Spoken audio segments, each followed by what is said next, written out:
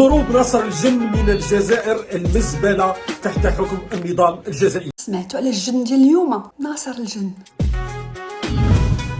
عبد القادر حداد جنرال في الجزائر. ناصر الجن عرفته هذا ناصر الجن قتال مجرم كبير. ناصر الجن قال لك او هرب جنرال هرب في بوط يا خوتي. صدقوا او تصدقوا كان يثبت هذا الخبر يعني تبهذيل. بعد فرار ناصر الجن في قارب هجرة إلى إسبانيا.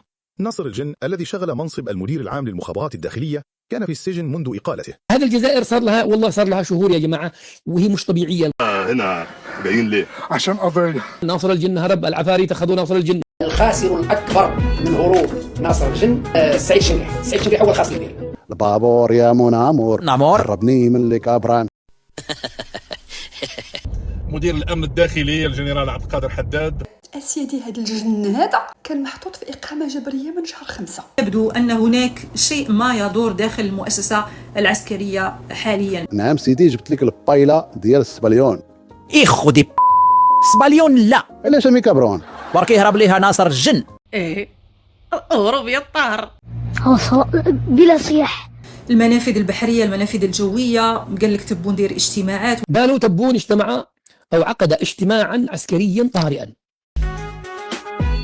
نورين يا زباله اكلاب. يقول لهم انا ما قدرتش نعيش في هذا النظام. الراجل اللي كان مسؤول على الحدود والسريه هرب لهم بالهجره السريه.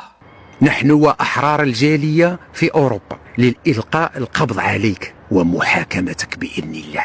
قال لك هرب. شكون اللي هرب؟ ناصر الجن سيدي. وشكون اللي قالها ولد رام اللي راه عايش في المروك، وليد كبير قال لك هو اللي قالها. اسكت يا ابن الكلب. ولاو دوكا حابين يرجعونا لابال في باب ناصر الجن. قال لك اودي خرج وحاول غير الذكاء الاصطناعي يدير منين جا السورس تاع الاخبار هذا يخرج لك المبرم هذاك. صوت نباحك هو الاول اللي طلقها، هو اللي بوم طلقها، ومن بعد جاو هذاك عبد السمار والشكوبي الاخرين الابواق هذوك.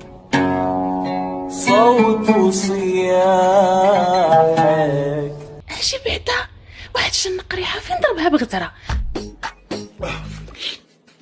فعلا تاكد لك على ان الجزائر ما ولتش بلاد، كي شغل ولات زريبه. اليوم هذه الدولة صارت يعني دولة عصابات. الصندوق الأسود لأسود فترة في تاريخ الجزائر. ماذا بينك وبين الله يا جزائر؟ هروب الجن. الكل يتساءل في الجزائر عن أكبر فضيحة في التاريخ. راح احرق لهم اليوم. علق. يستطيعون استعمال اوسخ الطرق لتصفيه بعضهم بعض، سي بور سا يهربوا. وإن الجزائر اليوم هي زريبة بالعبارة الشعبية البسيطة، ووصلنا إلى وضع كارثي. تذكروا كلامي جيد. هق مشى. بارطاجيوا له خوتي هذا الفيديو لعل يوصلوا بإذن الله.